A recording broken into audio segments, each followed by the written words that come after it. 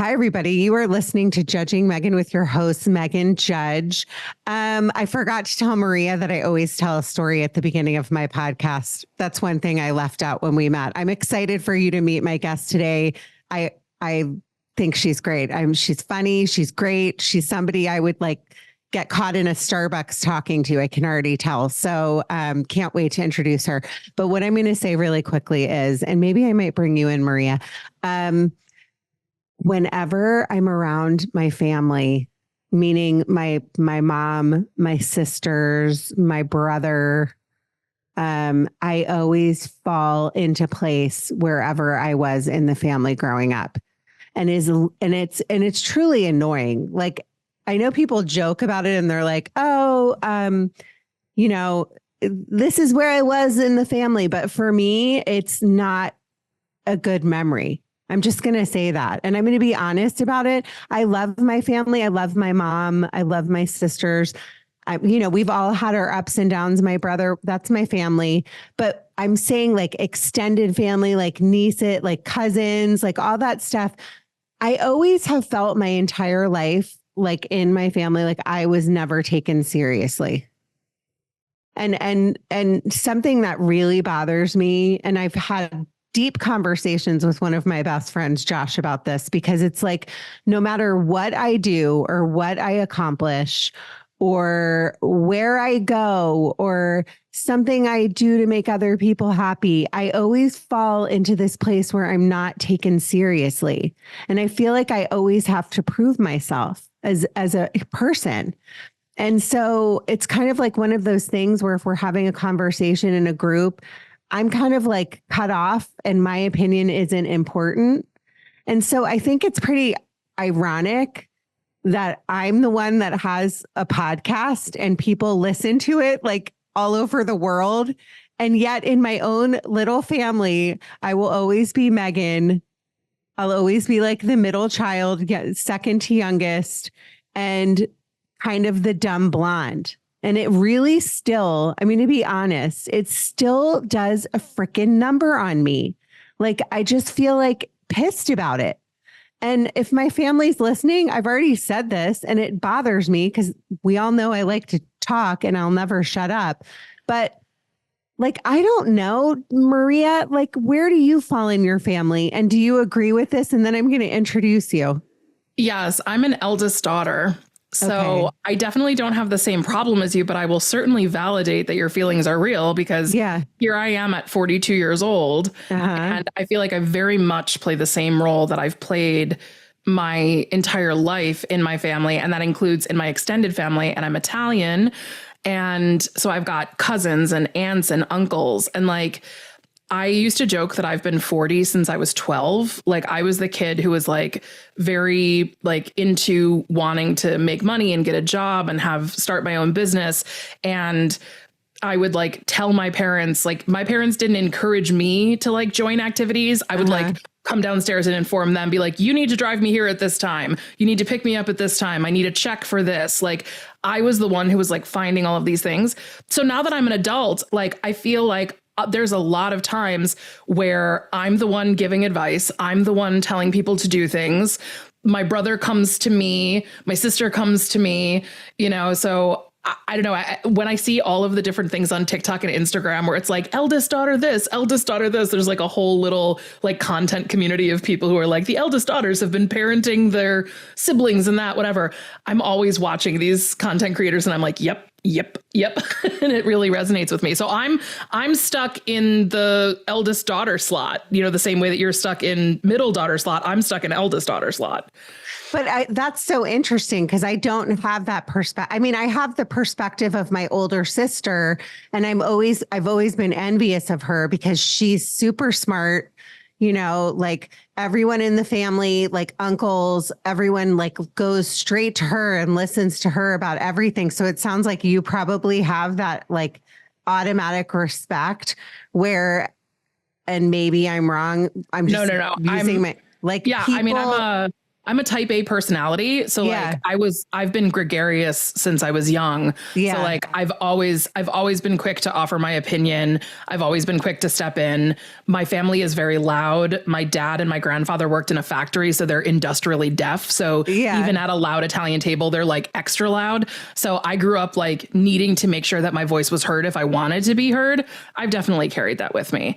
But like I guess for me, the reverse is like, I feel like I can't take a break, like, because people ask me, people respect my advice, which I appreciate, but I feel like I can't like ignore people. I can't like step out of it. So I feel like I live in this world of being everybody's free therapist, free business coach, free resume editor. So I feel like I have that burden. And like, yes, I'm absolutely happy to help my family. And I'm happy to be a person that has knowledge that people are interested in. But it does feel like a role that developed very, very early. And it's like not a role I'm ever going to be allowed to retire from. That's so interesting. I guess I've never really thought about that side of it. I just think of it as like, you know, and I'm sure my sister probably feels the same way that you do, my older sister. It's just such an interesting place, though, that we fall in life, no matter what the age. It's just so strange. I have the cruise director gene too. So like, I'm the one, like if we're doing something together, like I'll make the reservation. I will book the vacation house. I'll put it on my credit card. Everybody can pay me. Like I'm that person in my family and friend groups too. And that I don't mind because I would rather do it because I know I'm going to do it right and not screw it up. So there's some of that too, that like control freak attitude. Like I was the person who would like finish the group project in college if someone didn't show up. Like, I'm that person. And I think that comes out of the eldest daughter, like responsibilities too. I think it's all like one big ball of same personality. I think it's so interesting. It's something that I've thought about a lot. And I just think it makes me mad. You know, like I had a conversation with a good friend of mine the other day about this exact thing. And she's like, yeah, I fall in the same place. Anyways, it's not saying I don't love my family. It's just be like, show some respect. Look at who you're talking to. I am a podcaster. I'm joking. I'm totally kidding. Everyone. One last thing. Thank you for your reviews. Thank you for following me. You can follow me at Judging Meghan with an H, the right way to spell it. And I'm just so grateful to you guys. I woke up yesterday morning, I was number 25 on the mental health charts. This is something I've worked my tush off for 4 years to grow and get this podcast. I've done it on my own with obviously the help of my editor, Celeste, and Matt. And I'm just so grateful to do this podcast every week. The only thing I ask of all of you that listen is please leave me a review. It helps new people find me. Tell your friends. I'm a little like independent podcaster, and I do this because I love hearing from you guys. I love doing this. It lights up my life. And honestly, doing this podcast helps save my life. And I'm going to be honest when I say that. We've all been put here for a reason, and we all deserve acceptance. Judging Meghan with Meghan Judge. I'm a trauma survivor from a really young age, and I have been diagnosed with complex PTSD in the past few years. I've been surrounded by death and abuse much of my life. I've been dragged through the mud and have been to the point of not wanting to go on anymore. Through my interviews with other survivors, I've learned that there is a way out. From recovering to surviving and thriving, we all have the strength to come out the other side. You are listening to Judging Meghan. So I want to introduce you to my guest. Maria Pendolino is a voiceover artist. If you haven't already noticed from her beautiful voice, I have, that she's a very successful television and film voiceover artist. She's also a advocate for disabilities, and we're going to get into that. And I don't want to say the next thing because she told me that I could, but I still feel weird about it because I don't like this word, and we're going to go into why, because we both kind of talked before. But she calls herself, in quotes, an advocate for fat liberation. And she used the word. So we're going to go into that and talk about it. But Maria, thank you so much for coming on the podcast. I love our conversation already. Welcome. Thank you so much. I'm so glad to be here. So let's start. God, where should I even start with you? Because I want to start with, I always ask guests, tell me a little bit about where they're from and their childhood. I always start there. We kind of talked about you being the firstborn, but tell me where you're from. Yeah, so I'm from Buffalo, New York. I grew up in a little suburb outside of the city. I really love living here. I actually live here now. I left for college and I lived in New York City and Chicago and kind of built a professional career. And then I ended up coming back to Buffalo in 2014 to kind of continue my adult life. I really love living here. It's a great place to live. I grew up with the snow in Buffalo. So people are always like, oh, it's so cold. It's like, well, that's what I've known since birth. So like, it doesn't feel awful or terrible or strange to me. When people are in like Texas and Florida and it's like 113 degrees and humid, I'm like, ugh, kill me. So, the grass is always greener. But yeah, I am the eldest of three. I have a sister who's 3 years younger than me. I have a brother who's 10 years younger than me. He was an oops. My parents kind of thought that they were done with two. I think they had tried a little bit to have another kid after my sister. Didn't really happen and was just like, well, I guess it's not in the cards. And then when I was 10, after my chorus concert one night, my parents set us down and was like, we're having another baby. And my reaction was like, why? 10 years is a huge age gap. I was a very opinionated child. So I definitely, I have a sibling relationship with my sister. We were definitely like at each other's throats when we were growing up, and we've become like wonderful friends as adults, which I'm really, really grateful for. My brother and I have a different relationship. I feel like his kooky aunt most of the time, because I didn't really live with him while he was growing up. When he started to become a real formative, teen, preteen, I was already out of the house. So, he got to grow up really with my parents as an only child because my sister and I both went for college and left. So, we have a different sibling dynamic for sure. I have an enormous Italian family on my dad's side, ton of cousins. My cousins have kids. So I've got second cousins. I'm on a group text with like first, second, and third cousins. We're going out to dinner later this month. So huge family dynamic in the area. A lot of my mom's family, I grew up with them. I grew up with all of my aunts, uncles, and cousins within a 20-minute radius, my grandparents as well. A lot of my mom's family has moved to different cities as the generations have changed. But yeah, it's a great place to grow up. I live on 5 acres with my husband, Eric, and we have 4 rescue cats that are all black and white tuxedo cats. Oh my God, I love it. I'm so jealous. I grew up on the East Coast too. So in Potomac, Maryland. I miss giant pieces of land. I live in LA. So we don't have that. But what struck me, and I want to ask you this, is I am also Italian.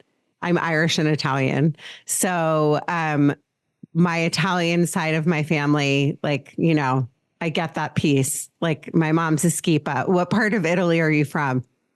So my one side is Sicilian from Marianopoli, which is not too far from Palermo.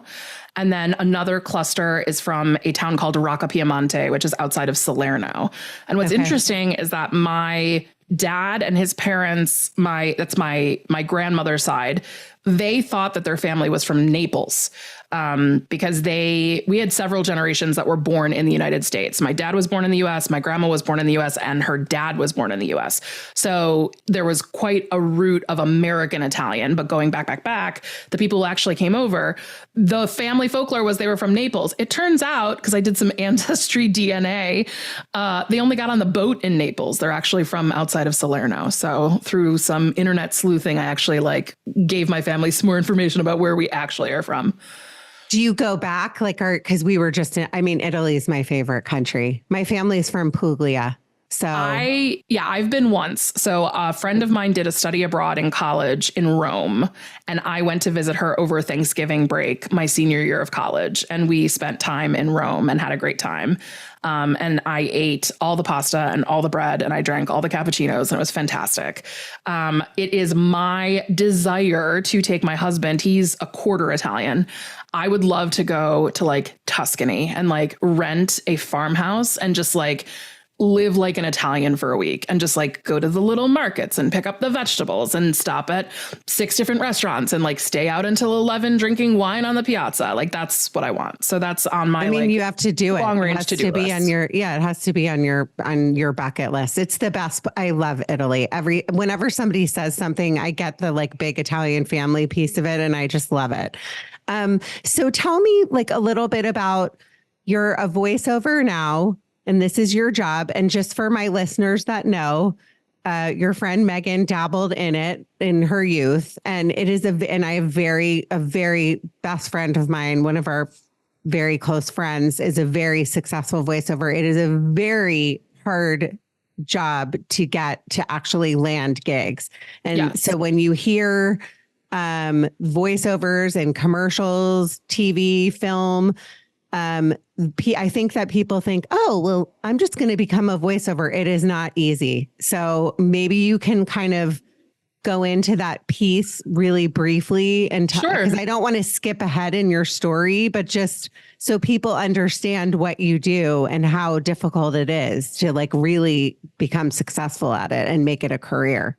Yeah, it's super, super competitive. I think a lot of people think, oh, I have a great voice, it's just reading. And like, while those two things might be true, that's like 1% of it. The rest of it is just like competition, grind, hustle, just like any other kind of, creative or non-linear pursuit. It's like it's really, really heavy lift every day. I mean, I audition for projects like between 15 and 20 times a day. Imagine doing 15 to 20 job applications every single day. That's basically what my life is like. So I grew up wanting to be an actor. I wanted to be on Broadway. I was just totally Broadway obsessed. I was singing Les Mis, Phantom of the Opera, Cats, Miss Saigon. I was like scream singing. We're the same person. I was in my basement. Yeah, I had a boombox that I bought with my first communion money, and I just was singing. Yeah. So I did, drama club in high school. I did community theater when I was a kid. I studied it in college, and then I moved to New York City. I had a full-time job and I was trying to do theater on the side. So my goal was like, okay, I'm going to pay off some of my debt. I'm going to get established in New York, and then I'm going to be on Broadway. And like, maybe I'll like try to learn how to be a better dancer somewhere along the way. And that just didn't happen exactly. I did a lot of, cabaret nights, and I did like off Broadway that, they were flexible with scheduling, but I was working in banking and I was making a lot of money and I was doing a good job.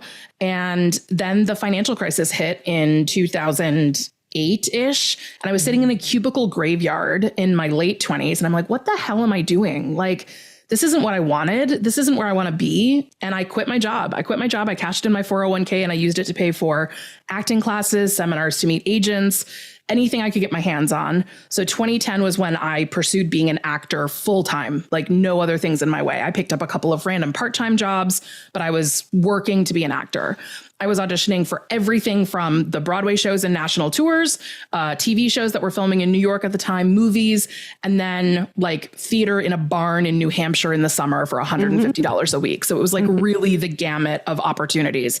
And I got started like actually booking some TV shows, which was awesome. And you get like the schedule and they put a hold on your schedule. So you're like, okay, I know I have this job coming up, so I can't book anything that's going to conflict with that, but I have like 3 weeks and can I do anything else?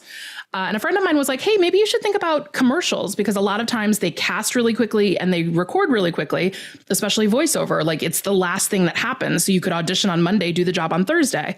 And I was like, that's interesting. So I went to one of those like one night only seminars where you get to meet a casting director. You read a piece of copy for them. They give you a little bit of feedback. You move on.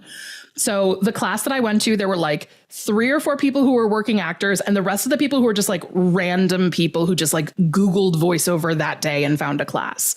So I did really well in the class. The casting director was like, you have a very sassy voice, blah, blah, blah. So I met with her afterwards and I was like, hey, if I really wanted to do this, like what else do I need to do besides this one night only experience? So I started coaching with her, and I took her private like 4-week class workshop that she taught with another casting director. And then she started to invite me to audition for national commercials that she was casting. And I was signing in on the sign-in sheet just by myself, not having an agent. And then she actually helped me get my first agent. And from there, I just started to like build and build and build. I'll insert this here and then we can come back to it. Okay. But I have psoriatic arthritis, which has left me disabled. And at the time when I was living in New York, it started to get worse and worse. So it started off just being like something to deal with that was annoying. And then it became like truly an obstacle that I could not get over. So I made the decision to leave New York because New York is a pedestrian wonderland of standing and stairs and waiting. Walking. It was just really, really difficult on my body. I was living in a third floor walk up. It was hard.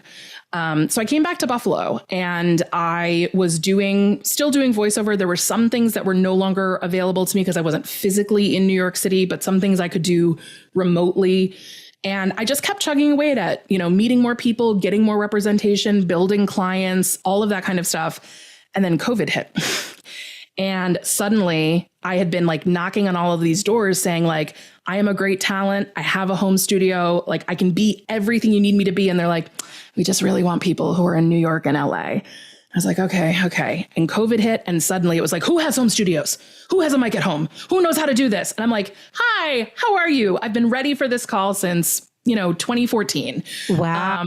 That's like a good little story out of I'm the strange person who my small business grew during COVID.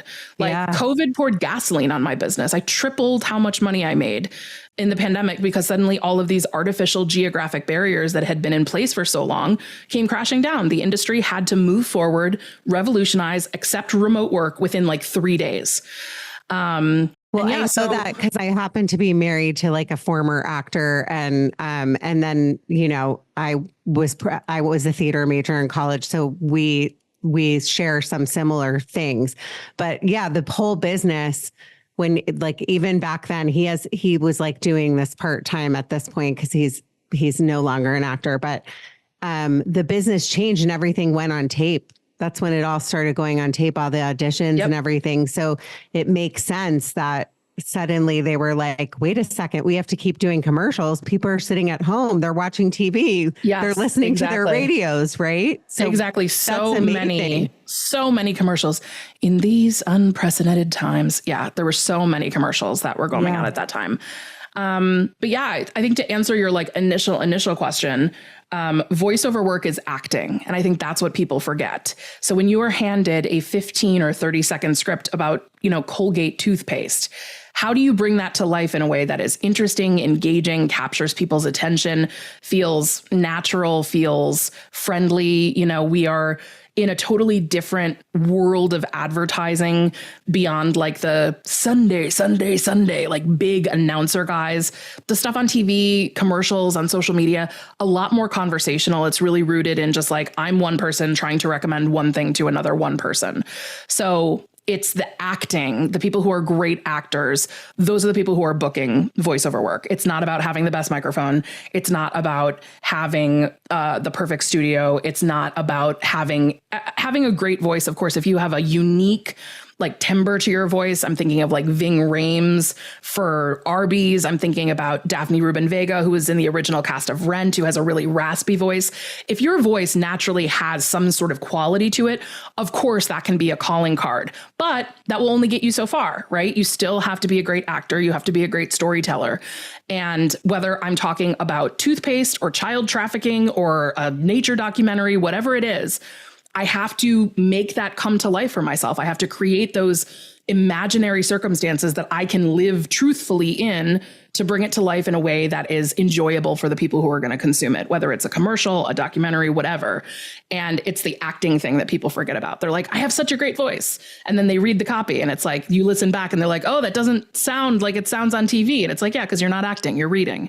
So that's the differentiator. That's what makes people who are making money at this make money, is because they're great actors. It's such an interesting business, and I love learning about it. I'm sure my listeners do too. What strikes me about what you say too is it's exactly like being a singer, and I think you said you were a singer as well. Mm-hmm. It's like when you get a piece, you have to tell a story behind a song. It's the same thing. So like if you just sing a song, you could have a great voice, but if you're not telling the story along with the song, That's what great singers do. They're able to like make the song their own. I can that see connection. that. Yeah, the connection with it. Okay, so I love hearing about that. I'm sure some of my listeners might reach out to you because I find it so interesting. But what I want to really know about is the piece of what you just brought up, like being diagnosed with the arthritis, not being able to like live your life, not be, like you said, I briefly lived on the East Coast in New York after college, Connecticut, New York, and it's all walking. It's all like, I can't, like walking up those stairs, I'm picturing you going up to your apartment. What was that like? Like being diagnosed and having to change your entire life and move. Yeah, and move it was back really, home. it was really difficult and it was really jarring. I was diagnosed at 22. So it happened right when I graduated from college. I started to just experience knee pain, and I went to an orthopedist, and I thought maybe I shouldn't be wearing those $1.99 Old Navy flip-flops anymore. I thought maybe that was the problem. Like, oh, I'm now living in a pedestrian world. I grew up in a car world where you just like drive into your garage and you're there, right? Mm-hmm. So I thought maybe I just need better footwear. Like maybe I just, I'm going to be walking a lot more. I need to be taking care of my feet. So I got these like fancy custom orthotics made, and they just made everything hurt worse. And I'm like, okay, maybe it's not that. So I went to physical therapy. I saw one orthopedist. I had one procedure done, and I was still not feeling better. I was not feeling relief. And I was like, something just doesn't feel right. Like, what is going on? Why are my legs swollen? Why are my hands swollen? Why am I having so much trouble? So I actually paid $500 out of pocket to see the #1 orthopedist in New York City as ranked by New York Magazine. He doesn't take insurance. He has fancy cucumber water in his office. He's on Fifth Avenue. And I walked in there and I was like, I've done all of these things and none of it has helped. My knee is swollen. I can't figure out what the problem is. Can you please help me? And he looked at my x-rays and he said, I don't think you have an orthopedic problem. I think you have a blood problem. You should go see a rheumatologist. So I went and saw a rheumatologist at NYU. He did a full medical workup. And at the very end of the conversation, he said, is there anything else that you have not told me? Anything else that you can think of from your medical history, even if it doesn't seem relevant? And I said, well, I have psoriasis. I said, it's very mild. It shows up on my knees and my elbows, and it's on my scalp. And he whipped around in his chair and he grabbed this pamphlet and he handed it to me, and it said psoriatic arthritis, Psoriatic, the same way that psoriasis is spelled with the P. Psoriatic arthritis. And it is a autoimmune condition, and it's a type of arthritis, and it's frequently found in women, young women, a lot of times in their 20s and 30s. And it's often seen as a companion disease to people who also have psoriasis. So a lot of people who have the skin condition also have the joint condition. And basically what it is a malfunction of your immune system, where your immune system attacks healthy joint tissue, thinking that it's an invader, like a virus or something. So your own immune system is eating away at your healthy joint tissue, like your elbows, your knees, your fingers, your wrists, your neck, your back, ankles, all of that kind of stuff. And then what results from that attack of your own body is osteoarthritis, what we all think of when we talk about arthritis, old people rubbing their hands on the Aspercream commercials. So you end up with essentially old age arthritis far sooner than you would experience from joint overuse or from age. So it started out just as knee pain and swelling. I was still able to walk, didn't have any problems like that. And then after about 8 years, that's kind of when things really started to pick up for me. And it just got to the point where it was so debilitating. I was losing range of motion in my arms and my legs. I wasn't able to fully extend my legs or fully bend my legs. So it started to change my walking gait. And then as your walking gait changes, that starts to affect your back and your hips, because you're just one body all connected. So your body's trying to compensate for the things that it can't do, and that throws off other systems. It got to the point where I could not walk for more than 1 or 2 minutes. I could not stand for more than 1 or 2 minutes without being in excruciating pain throughout my entire body. I tried a few different medications. I had some side effects, which unfortunately left me with like the inability to stop the inflammation, to stop the psoriatic arthritis from eating the joint. So I was left with a lot of resulting osteoarthritis, the kind of dead joints. Ultimately, that led me to have my knees replaced at 32. I met with 8 different surgeons. The 8th one was the only one who would do the surgery on me. Other folks refused to because of my age, because of my weight, because of a whole host of other reasons.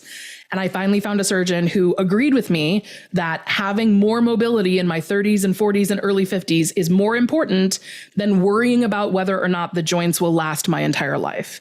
I told him, I was like, look, I would really love to have it now. And then if I need to have it again, I will. Or if I need to just get a scooter later, I will, or whatever it is.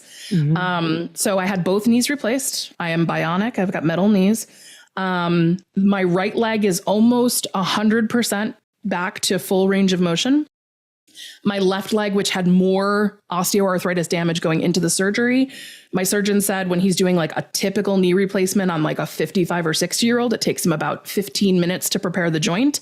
It took him 2.5 hours to prepare my joint because of how significant the scar tissue and joint damage was. So on my left side, I have about a 15-degree differential on my ability to extend and flex. I have been in intense physical therapy since the beginning of this year to try and improve that. So I'm like actively trying to get, I'm working for millimeters really of like a little extra stretch, a little extra bend so I can walk better. The pandemic was really hard as a person who already worked from home anyway. I lost all of those little times where you move, where you're going in and out of your car, you're going to a restaurant, you're going to a store. Because I have an autoimmune condition, and as a fat person and as someone who has high blood pressure, it's hereditary in my family, I had all of the things that they were describing on TV during COVID as the pre-existing conditions that make you more likely to die from COVID or have severe complications. So my husband and I stayed at home for nearly 3 years. I didn't do anything that wasn't a curbside pickup or an outdoor anything for nearly 3 years. And that took a toll on my body. I lost range of motion. I lost cardiovascular capacity for movement and exercise. So can I interrupt you for one second? I just have a question. So a couple of things. I'm going to be honest. I didn't understand that kind of arthritis. My dad, who I lost, he was only 46 when he died, but he had arthritis, osteoarthritis. He had been hit by a bus as a toddler. And so he always had issues with his hips, and he was an athlete, and he had to have a hip replacement really young, like in his like early 40s.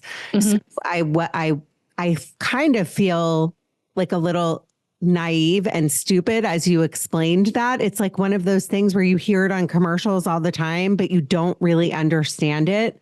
So I think it's so important. And thank you for breaking that down, because it's one of those things like you hear about these things and you just don't even really think to ask someone, nor like when somebody says, oh, I have arthritis, I just kind of go, oh God, like that must be so painful, but you don't really make the connection of what it is. And then something else you said that I think is so important is that you don't really think about is, you know, the being overweight piece.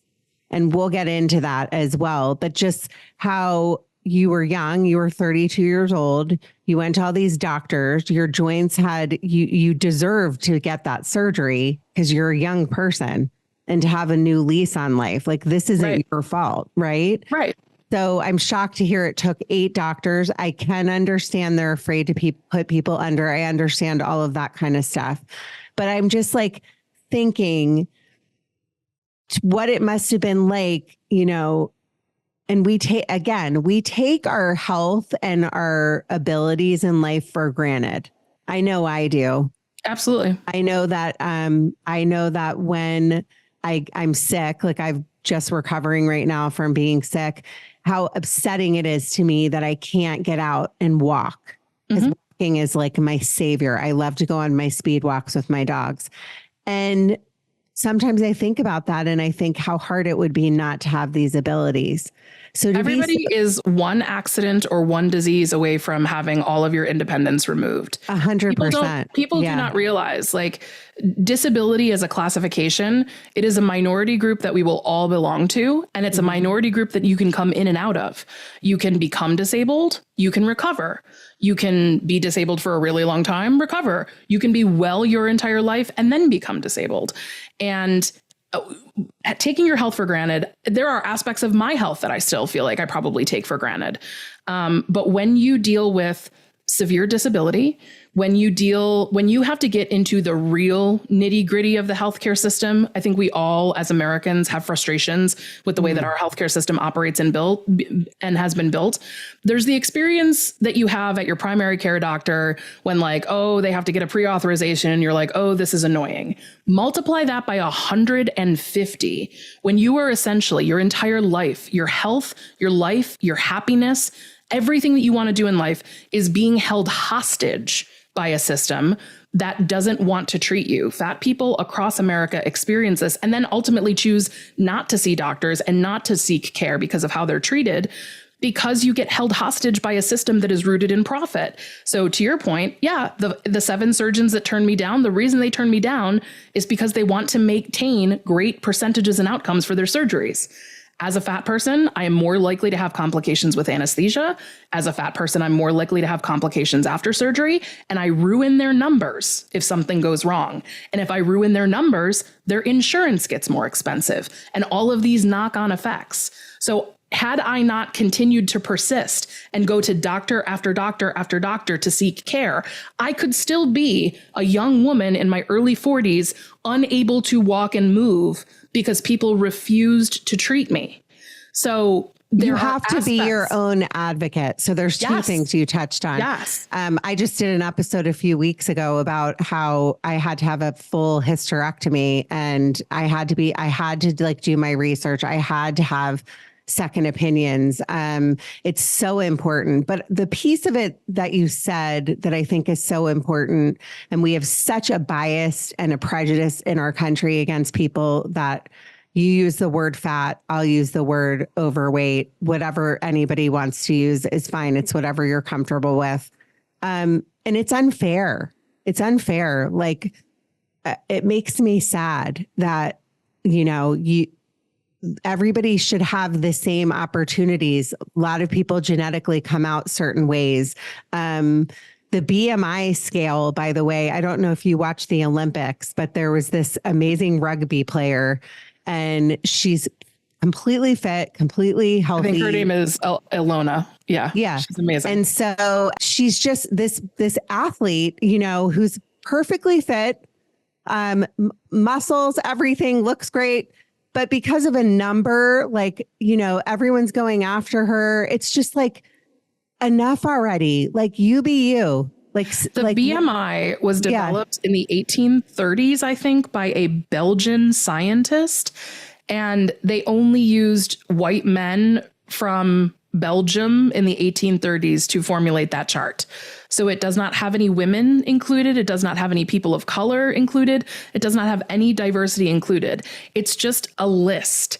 And they use it because it's easy. It's easy to categorize people. And the more easy it is to categorize people, the easier it is to exclude people.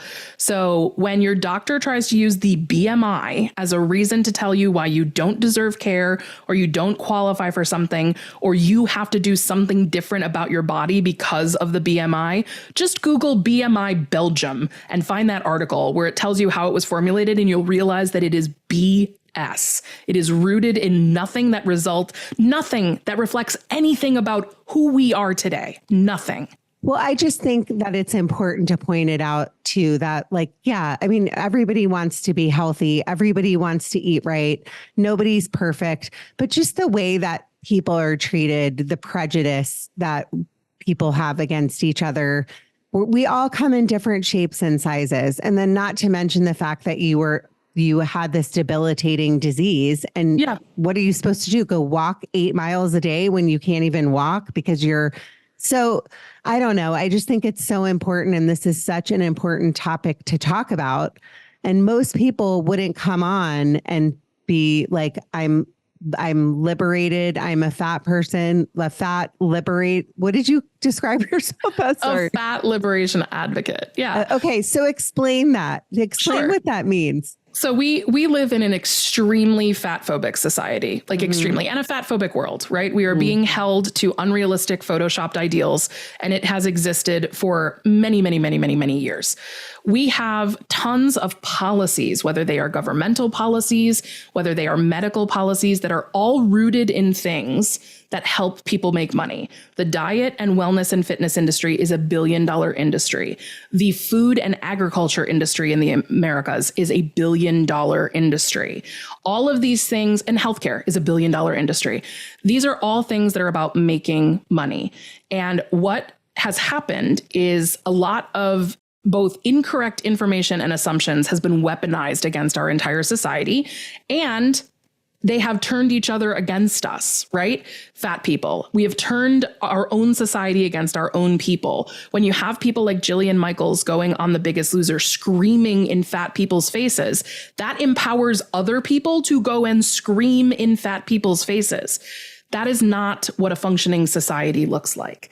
The core of fat liberation, and it's very simple, is that fat people are allowed to exist, period. There have been fat people throughout history. No matter what people try to tell you about, like, oh, obesity is a modern problem. It is not. There have been fat people forever. Ancient Greece, fat people. Ancient Rome, fat people. Ancient England, fat people. There have been fat people. Fat liberation simply means that fat people are allowed to exist. They are allowed to exist in this world. And while they are existing in this world, they do not deserve your ridicule. They do not deserve your hate. They did not ask for your advice, and they do not owe you weight loss. Fat people do not owe you the pursuit of weight loss. A fat person does not have to apologize for existing and then tell you that they are actively losing weight so they can be accepted by you.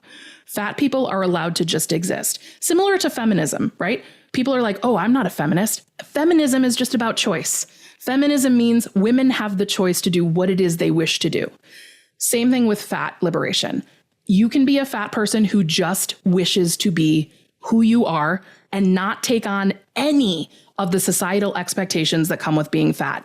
You do not need to take weight loss drugs. You do not need to have a gym membership. You do not need to eat Weight Watchers meals. You do not need to do any of that.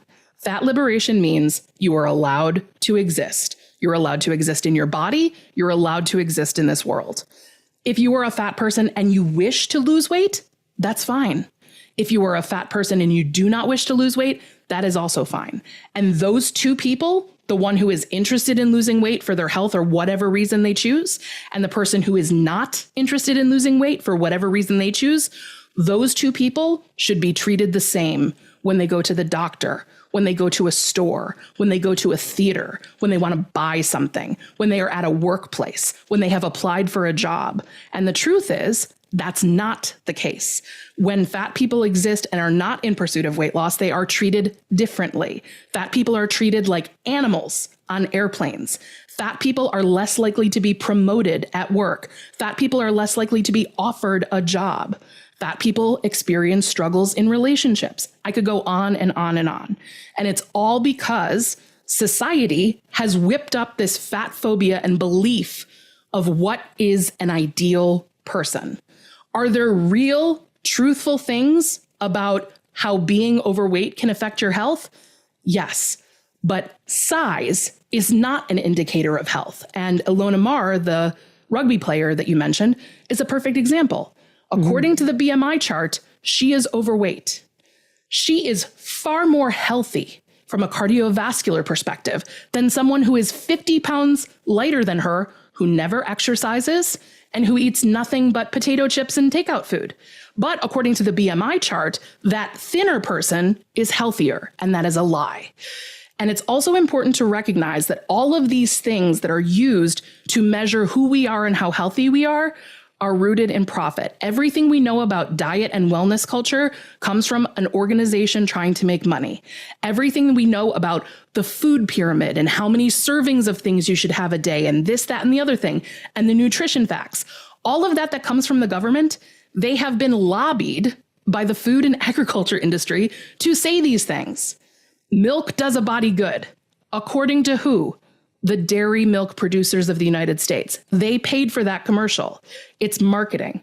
So when you strip away all the marketing, when you strip away all the profit, you find just the truth, which you said already. Genetically, We are all different. We are born in different bodies. We have different predispositions. And some of us are predisposed to being fatter than others. And we should be allowed to exist. How did you, like, my question to you is, because we kind of both talked about, I don't think we were recording when we brought this up, but I'm recovered. I was bulimic for many years of my life, from, I think, about 13 to throughout my 20s. So I would go through phases. And I think you said you also were recovering as well.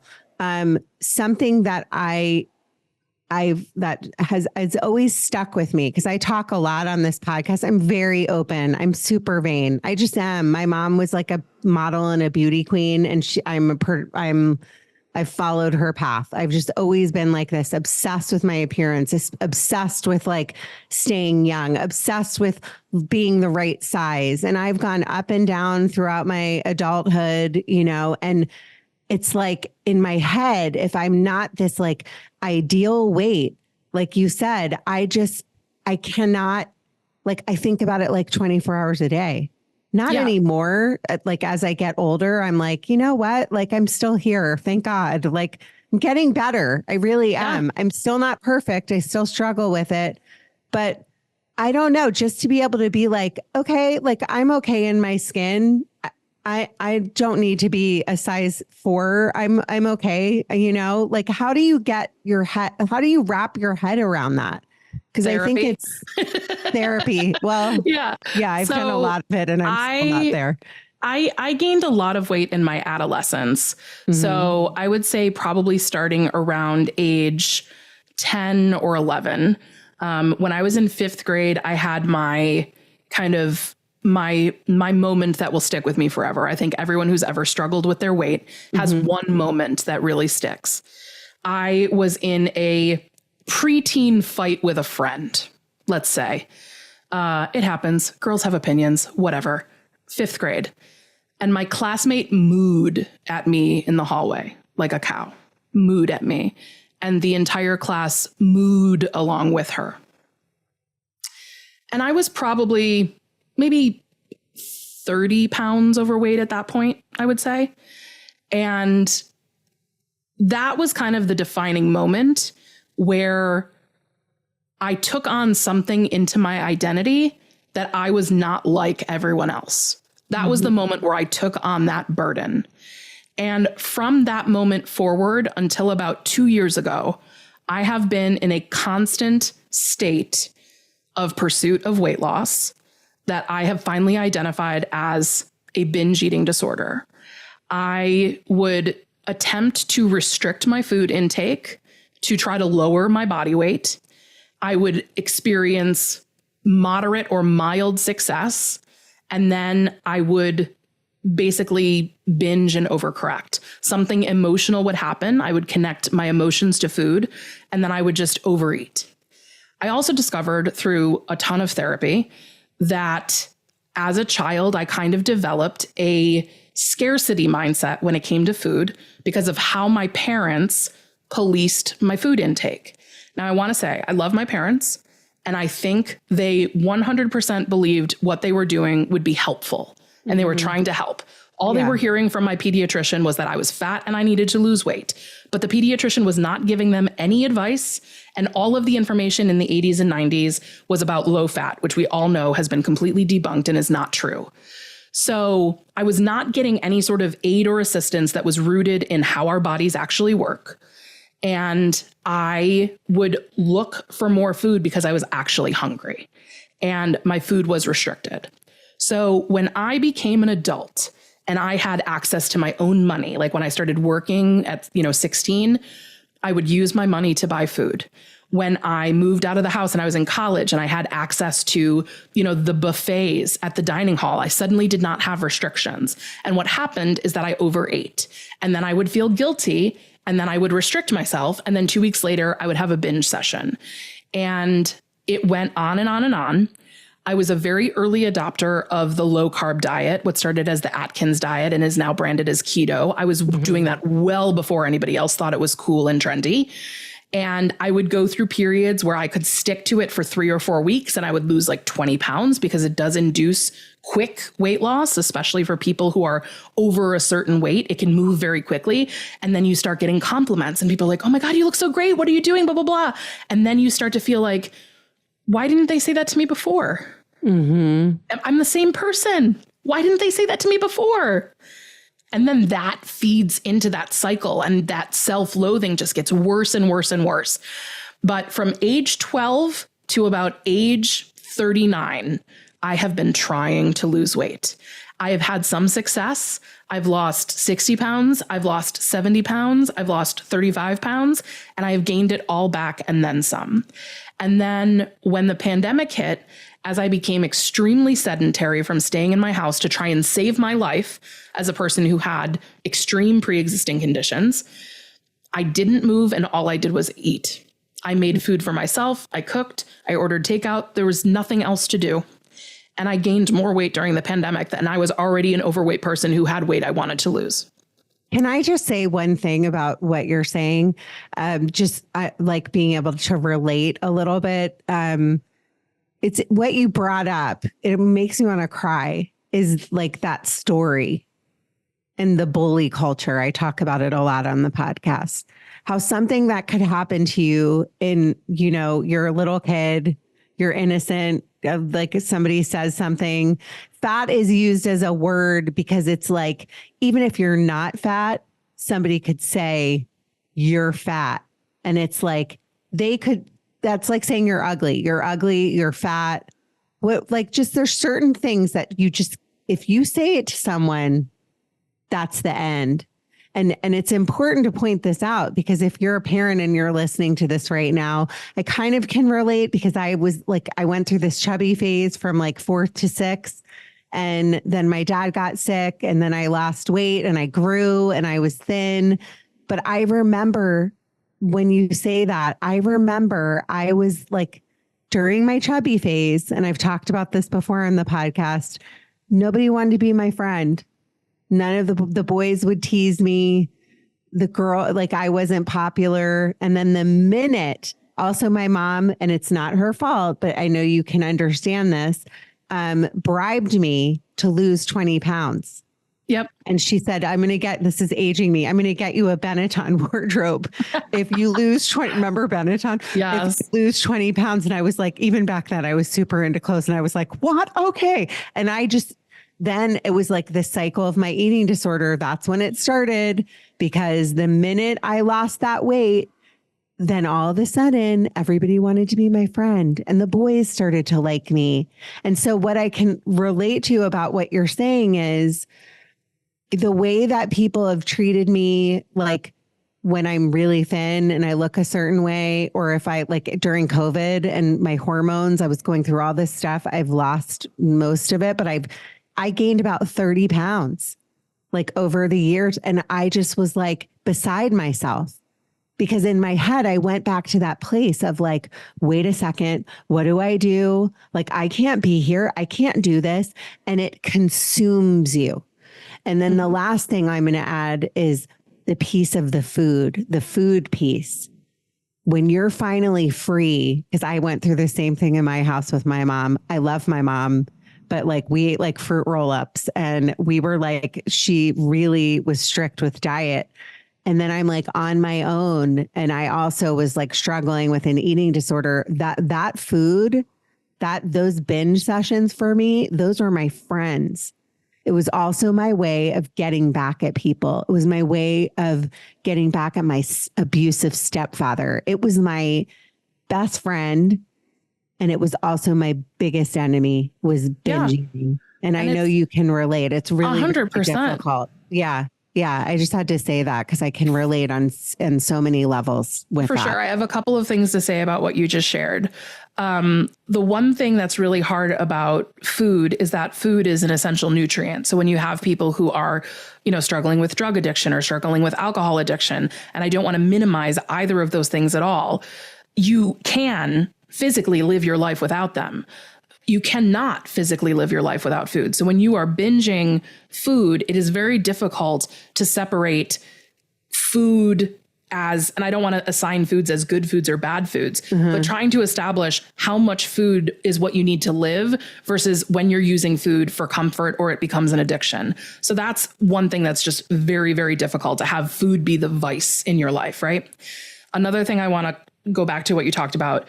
If there are parents listening to this podcast, and if you have a child that is experiencing overweight or obesity, I would just tell you that your words matter. And kids are growing and are hormonal. And the way that a kid looks when they are 11 does not necessarily inform what they will look like when they are 19, 20, or 40. So just keep that in mind. What you say to your children matters, and they will carry it with them forever. You were talking about Benetton. My childhood thing was the Delia's catalog. I desperately wanted to be able to wear something that was in the Delia's catalog. I remember Delia's. And honestly, like, all of those clothes are so cool now because the 90s fashions are all coming back. There was a t-shirt in the Delia's catalog that came in extra large. Not all of the shirts and clothes were offered. That was honestly probably the only thing I could order in the catalog. And it had like a cool anime character that I was into when I was in high school. And I bought this t-shirt, and I will tell you, it fit tight. It was not a baggy t-shirt. But I was really excited to finally own something from the Delia's catalog. I was probably 14 or 15. And I came down the stairs wearing the shirt on jeans, and I was going to the mall with a friend of mine. I was waiting for her mom to pick me up. And my dad said, "You look like a sausage. Go put on a different shirt." And his comment was probably rooted in him not wanting me to be pointed at or made fun of or talked about by someone else. So I want to acknowledge that the root of why he told me to change my shirt probably was love. But the way that he delivered that message has stuck with me forever. I had another incident that happened that really jarring, and I would classify it as verbal abuse. I was at my lowest adult weight that I've ever weighed. I was knee deep in the low carb diet. I was working out with a personal trainer 2 times a week. I was going to the gym every single day. It had become an addiction. I actually went to the gym one time after a happy hour, and I was tipsy and I almost fell off of a treadmill, but I could not skip a gym day. I got up the courage to go to a speed dating event, and I felt like I've lost, that was the point where I had lost nearly 70 pounds. I was in my late 20s in New York. My disability was not completely debilitating yet. And I straightened my hair, and I put on a ton of makeup, and I found a really nice black dress, and I went to the speed dating event. And I sat down in front of this guy, and he was like leaned back in his chair. And I sat down, I was like, "Hi, I'm Maria." And he didn't say anything for a minute.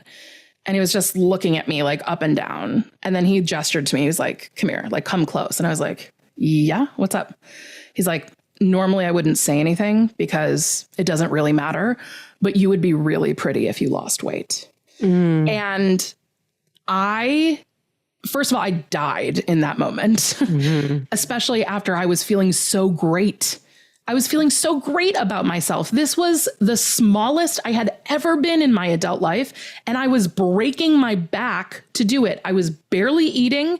I was working out all the time. I was doing everything that everyone says we should be doing. I was probably consuming no more than 1,000 calories. I was on a starvation diet, and I was feeling great about myself because that's what society said I was on my way to looking like. And then this guy said that to me, and it took the wind out of my sails.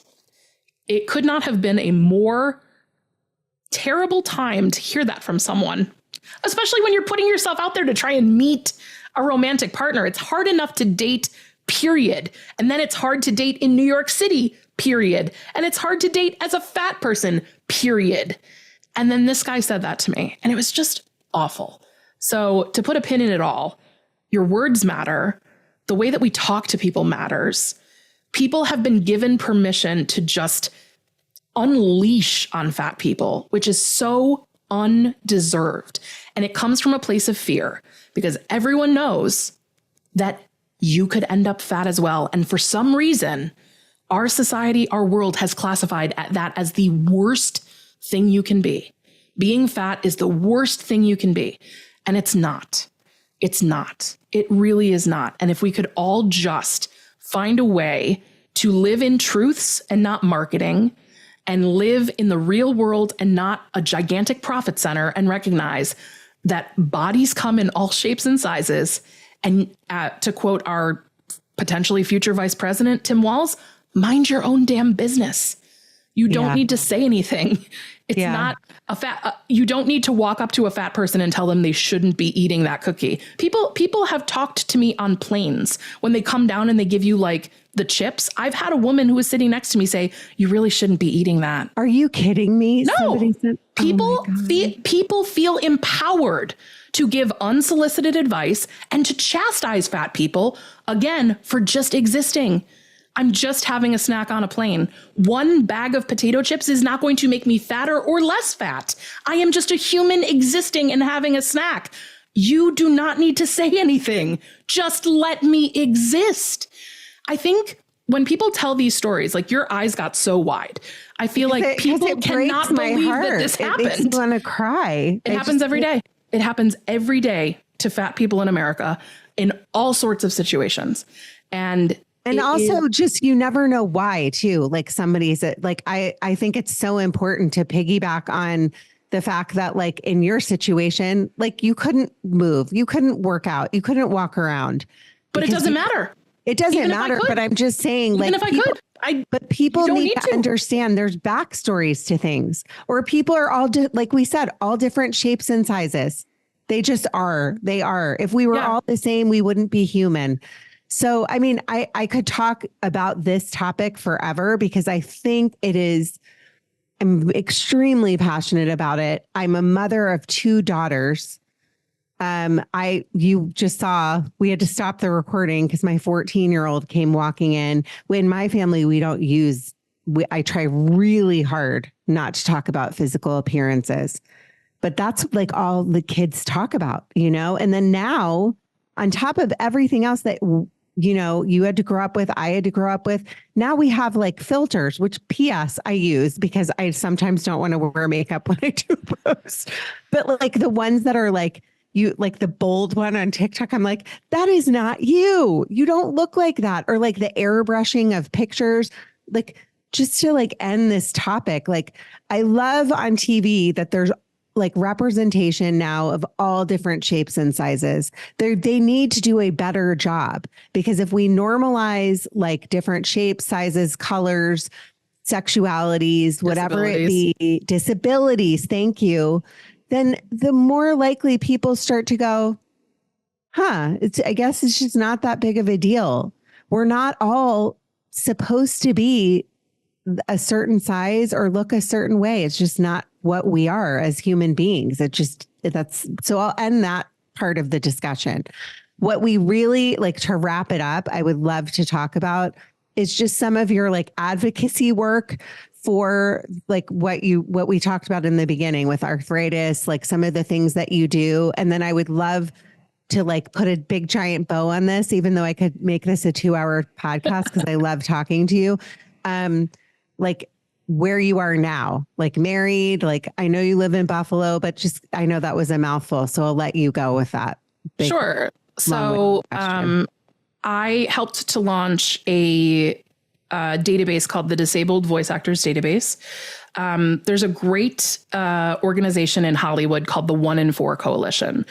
25% of Americans have a visible or invisible disability. So 1 in 4 people have a disability. And yet we're seeing fewer than 1 to 2% of characters on screen, the actors in your shows, or even the people behind the camera, the writers, the directors, the producers, are disabled people. So there's a real disconnect between how many disabled people are in the world versus how many that we're seeing in our media.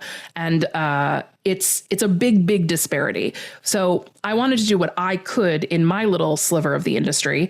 So I got together with some other folks who identify as disabled, and we put together a database and offered it to actors and said, if you are disabled, if you have a visible disability and invisible disability, and you would like to be found by people who are looking for talents that can authentically represent disabilities, put yourself in this database.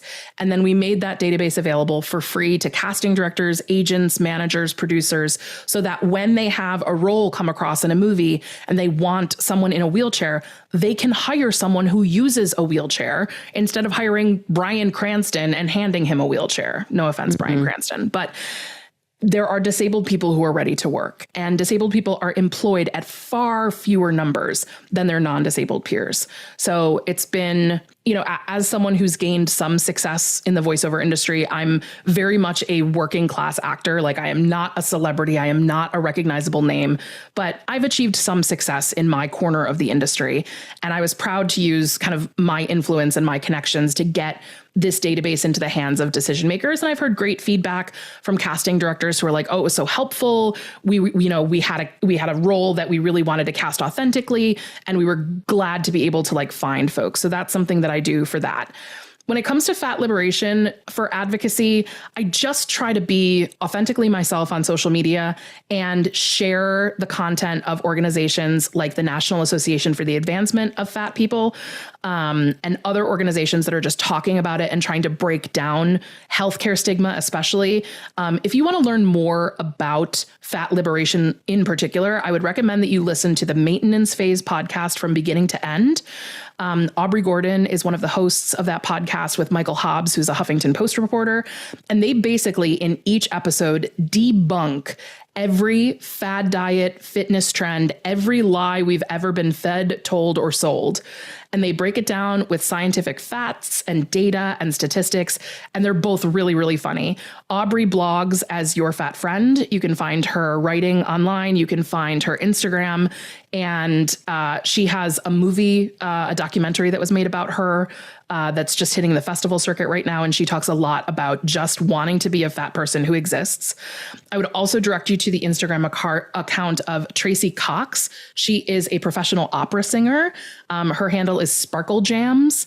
And she was part of the team that advocated against size discrimination in New York City to make it illegal to discriminate against people because of their size. She's also been a very vocal advocate for performers, specifically who are facing discrimination in opera and performing arts because of their size.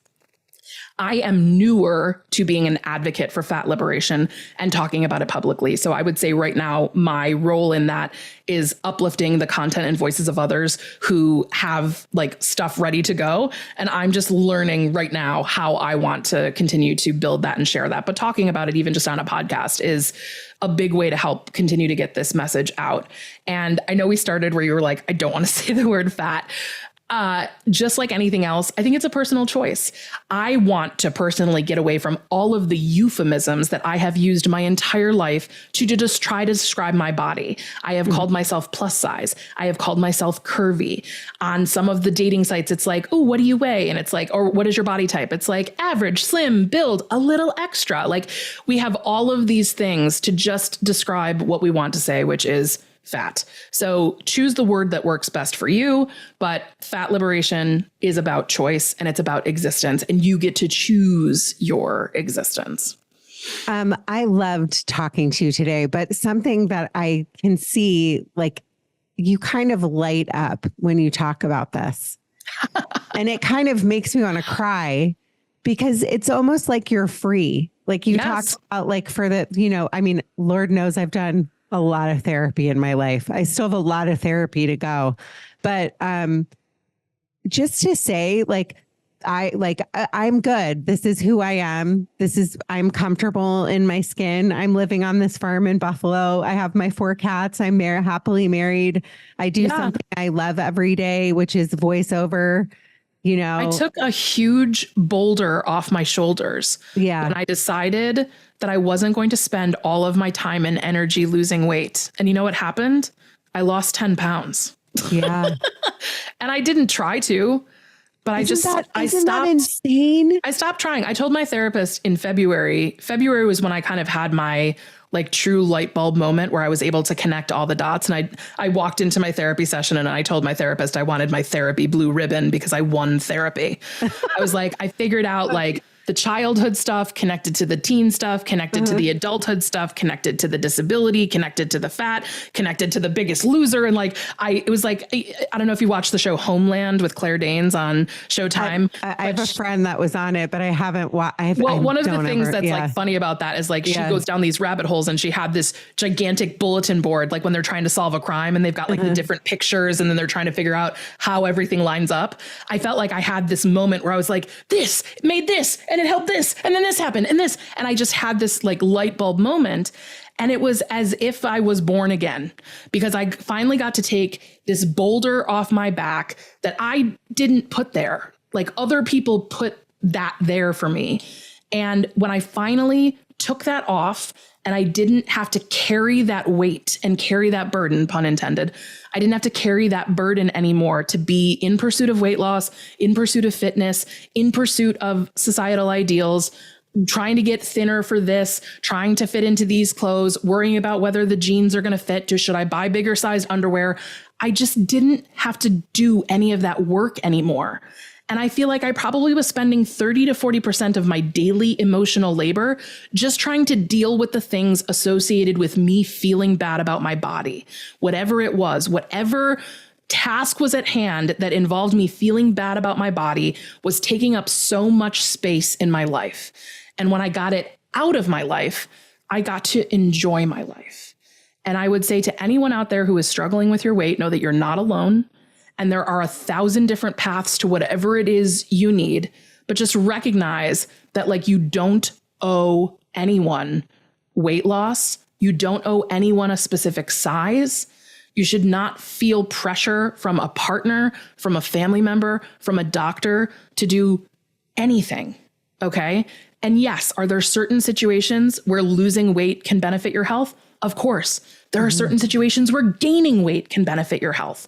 But the point is that each individual needs something different. And it is not up to any of us to tell someone what they should do without knowing their whole story. And you are not entitled to their story. They don't have to answer you or justify their existence.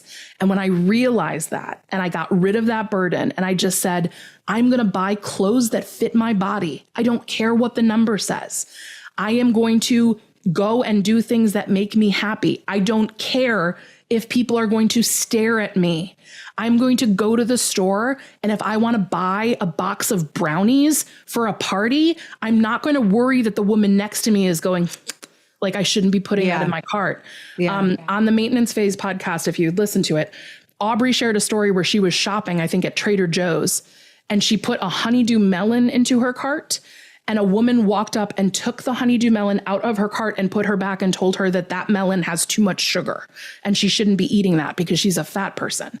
Like, people need to stop. It's awful. I'm so sorry. When you can when you can remove yourself from these experiences, and when people stop doing it, we will find just so much more peace. Yeah. But I am living happily in Buffalo with my husband, and he loves my body because it's my body. He tells me that all the time. I'm like, I love your body. I'm like, whoa, why? Because I've been so programmed to hate it. And he's like, I love your body because it's your body.